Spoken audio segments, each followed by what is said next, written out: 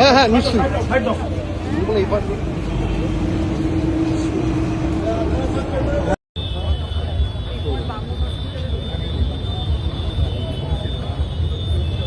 Police wait করছে already 2 ঘন্টা দেরি হয়ে গেছে।